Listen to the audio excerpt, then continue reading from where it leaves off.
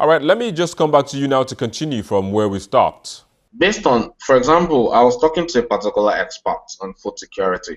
I told them that if you have to calculate the number of people that has been killed based on this Fulani attack in this year alone, we'll be counting close to 1,000. And these are food producing areas. You understand? Let's take Agatsu alone, for example, where they recorded about 400 deaths. So let's sort of now allocate each, how will I even put it? Or let's say we'll measure food production per capita, what each person is contributing to food production. So now multiply that by the number of deaths. So that's the total effect, or that's the total impact of, or that's the total pressure that the surge in this attack is bringing on food security. So we're actually playing with fire. You understand? So in an instance that there's a serious surge in these attacks, then I think it's about time to separate grazing, to separate communities, to sort of make things clearer again. Then I would like to sort of make mention of the bill that is in the House about the grazing rule. I think that's another disaster in the making. You understand? Because the dangers of that is clear. I think cattle rearing is a business. I can't go to where I get cattle now, for example, and collect it for free because the government is a business, it's a profit-making business. So you can't actually sort of feed up a profit-making business on how level put it on the comfort of the people or the government taxes or the welfare of the people, or you hijack sort of people's land for them. This is a capital. Let cattle owners invest in their cattle rearing. You get, so let them make their profit. So it's just let demand and supply come to play in this. The government can't regulate that particular industry. It's out of their hands. For food security, in terms of the Fulani herdsmen issue, I think it's very important that, like Nia alluded earlier, everyone agrees and understands that the business of herding cows is a business. Fulani herdsmen are in business. They are not doing volunteer work for themselves or for the nation. They are engaged in business. If they want to graze their cattle, they need to do what any normal business person does, which is get land and graze them there. If I want to open a poultry farm, for example, I will not open my poultry farm on the Third Mainland Bridge. I'll go find land somewhere and open my poultry farm. If I want to start farming, I'm not going to farm on someone's land. I'll go get my own land. Even if I want to get cattle, I won't get a herd of cows and let them loose on the streets of whatever major city. I'll find land and put them there. So the Fulani herdsmen who are actually engaged in the business of herding cows need to get land where they herd their cows, because what's happening now is Nigeria as a whole is subsidizing private businesses, subsidizing private enterprise. Well, now that you have mentioned buying lands to graze, do you think the grazing bill in the National Assembly is a step in the right direction? The grazing reserves bill is ridiculous. If we're going to take public money to buy land for a group of people to engage in private business, we might as well do it for everybody.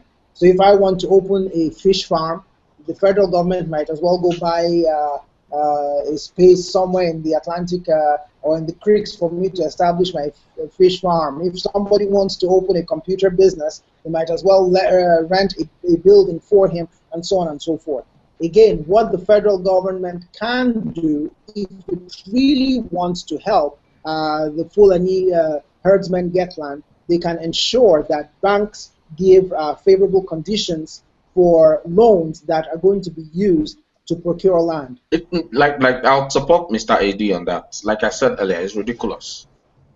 You can't subsidize private businesses at the expense of every other person. This lands belong to families, into farming, into agric, and some other things. So snatching lands for them for herdsmen is extremely ridiculous. It is, and I'll probably go with to provide soft loans to herdsmen or anybody engaged in cattle rearing, at least just sort out the issue.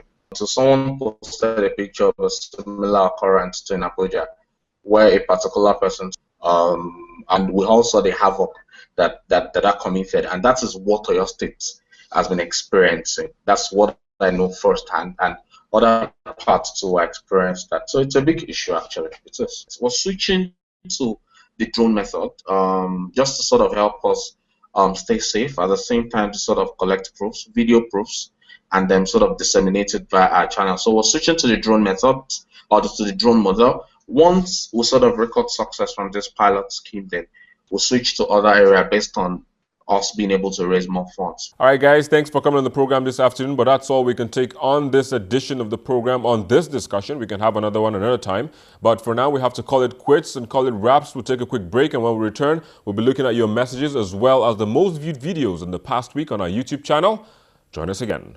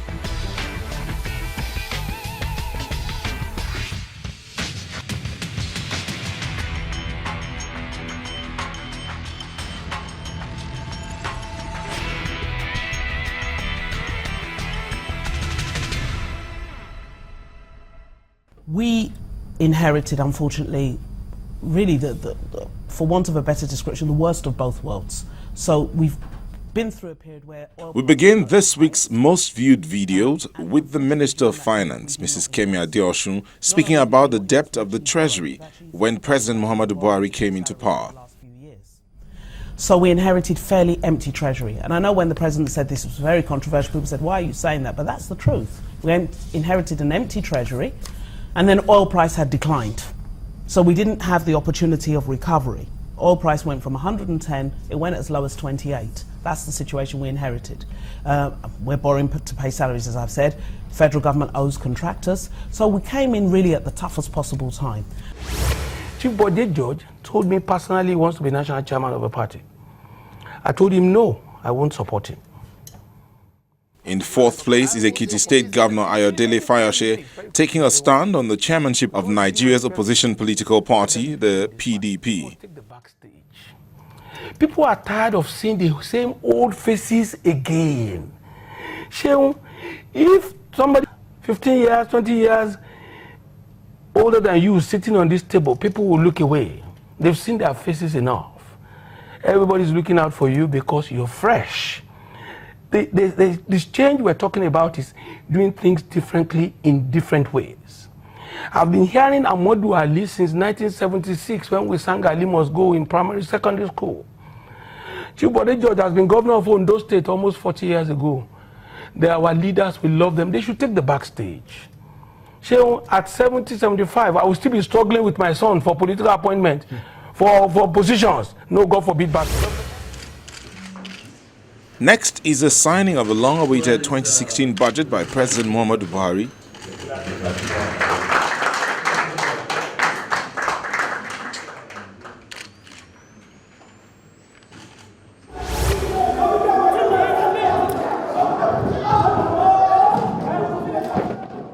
The fracas that ensued in the National State House of Assembly comes in the second place.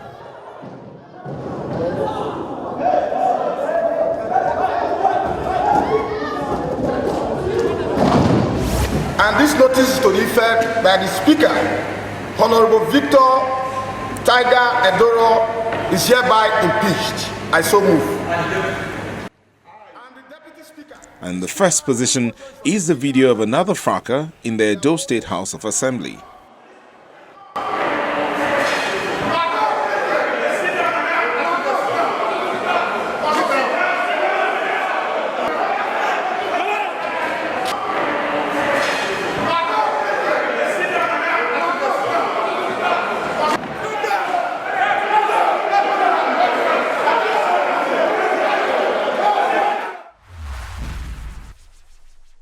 Well, there you go. Those were the most videos that you watched in the past week. It was topped by a fracas in another House of Assembly, just at this time around in a southern state, that's Edo State. However, with President Muhammadu Buhari instructing the army, the DSS and also the police to take all necessary actions to stop the carnage, he has also gone ahead to engage in discussions that will end similar attacks.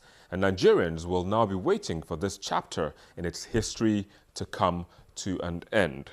Well, that's where we draw the curtains on the program today. But as always, continue via the social media addresses showing on your screen.